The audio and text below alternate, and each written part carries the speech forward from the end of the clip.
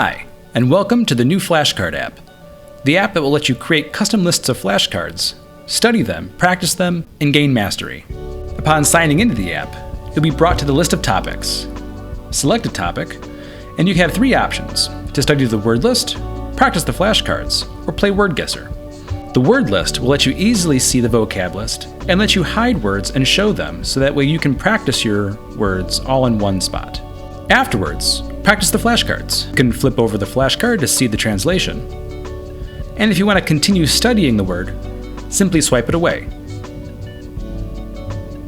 To remove a card from the list, hit remove. You'll see that the card was removed, and now your progress is 1 out of 10. Upon removing all of the cards, you can go back and see that your list is completed. To reset your progress, simply press the Reset Flashcards button. Lastly, you can play Word Guesser. With Word Guesser, it'll present you with an image and ask you if it's the correct word. You won't be able to swipe the card away until you answer the question, and you'll get immediate feedback. Now you can swipe it away to continue, or you can remove the card altogether.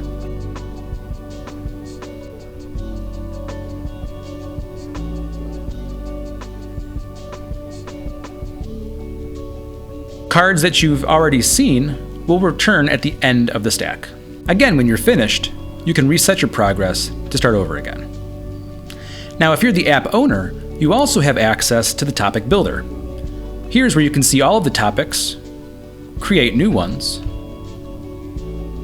and create new cards for those topics.